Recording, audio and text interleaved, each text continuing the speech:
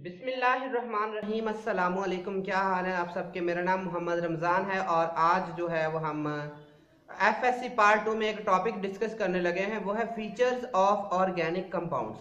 पिछले लेक्चर में हमने जो है ये बात पढ़ी थी कि ऑर्गेनिक कंपाउंड्स होते क्या हैं। वोहलर ने किस तरह से जो है वो एक वाइटल फोर्स थ्योरी थी उसको रिजेक्ट किया। तो अब एक चीज हमने पीछे पढ़ी थी कि ऐसे कंपाउंड्स जिनमें कार्बन और हाइड्रोजन होती है हम उनको ऑर्गेनिक कंपाउंड कहते होते हैं। ठीक है। तो फिर हमने एक और चीज उसमें पढ़ी थी कि कुछ कंपाउंड ऐसे होते हैं कि जिनमें कार्बन होने के बावजूद दे आर नॉट ऑर्गेनिक। तो why some compounds containing carbon are organic and why not.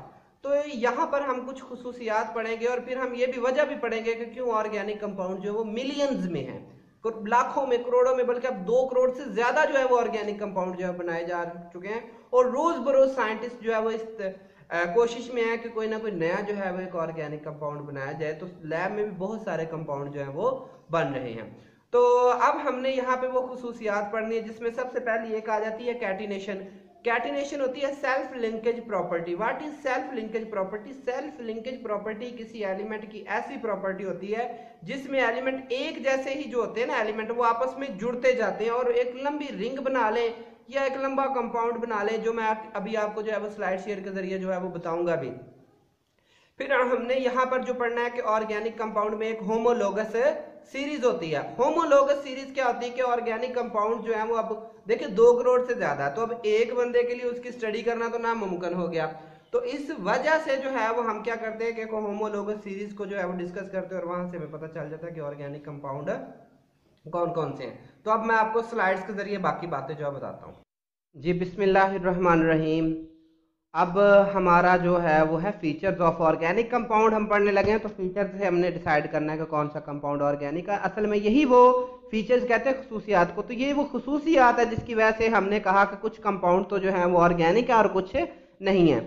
उसमें पहली बात है पिक्यूलियर नेचर ऑफ कार्बन। तो the property of self linkage of carbon atom through covalent bond to form long straight और branch and ring of different size is called catenation. के ऐसी carbon की property जिसमें वो अपने जैसे कार्बन एटम के साथ मिलता है और फिर लॉन्ग स्ट्रेट या ब्रांच और रिंग कंपाउंड्स बनाता है जिनके साइज जो है वो डिफरेंट होते हैं। ठीक है।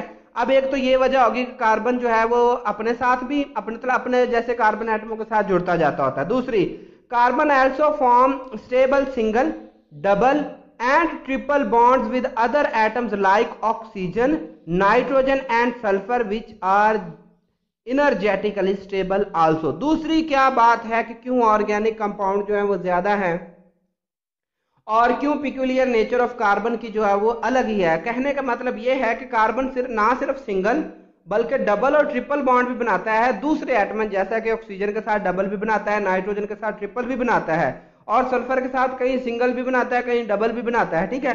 तो अब ये देखिए ना, एक ऐसा एलिमेंट, ये पूरे पीरियोडिक टेबल में कार्बन एक ऐसा एलिमेंट है जो इस तरह की प्रॉपर्टी रखता होता है कि डबल सिंगल, और ये ना सिर्फ बॉन्ड बनाता है बल्कि वो स्टेबल भी होते हैं, जबकि बाकी दूसरे एटम होते हैं ना जो थोड़े से, तो उन उसके इसके हिसाब से कहीं कम स्टेबल है। ठीक है।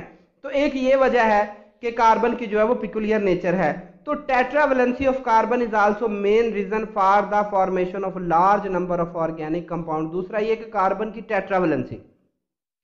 What is meant by tetravalency? Tetravalency का मतलब है 4 बॉन्ड बनाना। तो कार्बन एक ऐसा एलिमेंट है जो अपने 4 बॉन्ड लाजमी बनाता है। तो इस वजह से जो है वो ऑर्गेनिक कंपाउंड जो है वो मिलियंस में मिलते हैं। तो अगर ये क्वेश्चन आ जाए कि why organic compounds are numerous या मिलियंस, तो फिर आपने उसका आंसर जो है ये आपने कैटिनेशन और उसके बाद ये कार्बन का, ये जो आपके सामने एक स्लाइड बनी है, ये इसका पूरा जो है वो इसका आंसर आता है। ठीक है। अच्छा, दूसरी जो प्रॉपर्टी आ जाती है वो आ जाती है similarities in behaviour. What is meant bye similarities in behaviour? Similarity in behaviour से मुराद ये है कि ऑर्गेनिक कंपाउंड जो है उनकी खुसूसियात मिलती जाती, जो एक जैसे होते हैं ना, जैसा कि अगर ऑर्गेनिक कंपाउंड और उनके साथ जो है वो OH लगा हो तो हम जो है विदाउट थिंकिंग कह देंगे कि ये अल्कोहल है। अब जितने भी कंपाउंड जिनके साथ OH लगा होगा ना वो सारे के सारे अल्कोहल होंगे। उसकी सारी की सारी जो है वो स्ट्रक्चर स्टडी करेंगे, हम उसकी केमिकल प्रॉपर्टी स्टडी करेंगे तो वो सारी की सारी एक जैसी होती है। ठीक है। अब अगर लाखों मॉलिक्यूल्स हैं तो इस होमोलोगस सीरीज की वजह से जो है वो चांद एक में आ जाते हैं। तो इसको जो है वो होमोलोगस सिमिलैरिटी इन बिहेवियर जो है वो होमोलोगस सीरीज की वजह से होती है। तो organic compound show similarities and this similarities due to the homologous series. क्या है? It is a series of structurally similar compound जिनका स्ट्रक्चर सेम हो, हैविंग सेम फंक्शनल ग्रुप, के उनमें फंक्शनल ग्रुप भी जो है वो बिल्कुल सेम होना चाहिए। In the increasing number of carbon atom, जैसे जैसे कार्बन एटम की तादाद बढ़ती जाए लेकिन फंक्शनल ग्रुप उसमें सेम होता है, तो उसके स्ट्रक्चर सिमिलैरिटी की वजह से उसकी जो है वो केमिकल प्रॉपर्टीज सेम होती है, और इस चीज़ को हम क्या कहते हैं कि होमोलोगस सीरीज।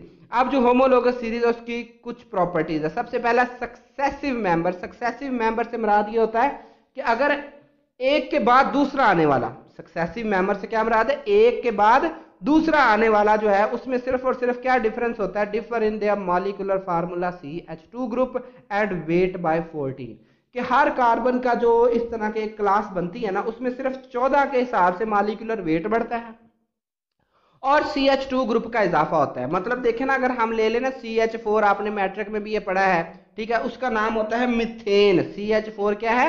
मिथेन। अब अगला देखें इथेन होता है, उसका फार्मूला है C2H6। अब देखें पहले CH4 था, अब क्या हुआ? C2H6। तो यानी कि इजाफा किसका हुआ? CH2 ग्रुप का, और जो वेट है मॉलिक्यूलर वो 14 के हिसाब से। तो all member can be prepared by the number of the general method.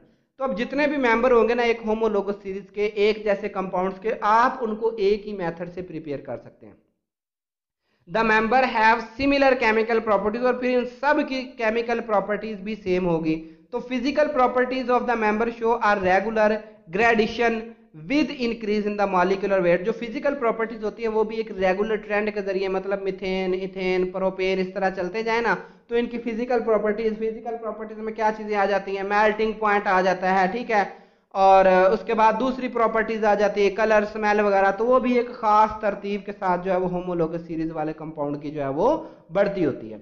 अच्छा, आगे नेक्स्ट आ जाती property complexity of the compound. जो ऑर्गेनिक कंपाउंड है ना ये कम्प्लेक्स होते हैं, क्योंकि बहुत बड़े मॉलिक्यूल जो होंगे ना, जैसा कि स्टार्च आ जाता है, ठीक है, तो ये एक कम्प्लेक्स मॉलिक्यूल होता है। कम्प्लेक्स मॉलिक्यूल ऐसा होता है जिसका स्ट्रक्चर बहुत ज्यादा बड़ा हो और उसको आसानी के साथ अंडरस्टैंड ना किया जा सके। तो ये भी एक जो है वो प्रॉपर्टी ऑर्गेनिक कंपाउंड्स की। नेक्स्ट है रेट ऑफ ऑर्गेनिक रिएक्शन। जो रेट ऑफ ऑर्गेनिक रिएक्शंस जो होते हैं ना ये 2 स्टेप्स में होते हैं और ये बेसिकली स्लो कंसीडर किए जाते हैं। सबसे पहला क्या होता है कि क्लीवेज ऑफ ओल्ड बॉन्ड, सबसे पहले पुराने बॉन्ड टूटते हैं, and formation of new bond, और फिर उसके बाद जो है वो नए बॉन्ड बनते हैं। मतलब ये 2 स्टेप में रिएक्शन कंप्लीट होते हैं, तो इस वजह से जो है ये थोड़ा सा स्लो रिएक्शन होते हैं, ठीक है।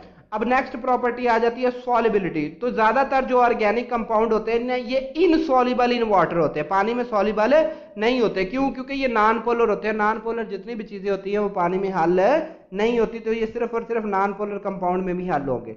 अब non ionic nature of carbon compounds, carbon वाले कंपाउंड्स की नॉन आयोनिक नेचर। असल में जितने भी ऑर्गेनिक कंपाउंड्स है ना इनके दरमियान कोवेलेंट बॉन्ड होता है। तो अगर एक बॉन्ड की कोवेलेंट है, एक मॉलिक्यूल ही कोवेलेंट है, तो उसमें किसी किस्म का कोई आयोनिक करैक्टर शो नहीं होगा। तो जज़ाकल्लाह, अगर आपने ये लेक्चर अच्छा जो है वो आपको लगा है तो आपने चैनल को ज़रूर सब्सक्राइब करना है और कमेंट्स में जो है वो अपनी राय का इजहार ज़रूर करें। खुश रहिए। अल्लाह ताला आपको अपने हिफ्ज़-ओ-ईमान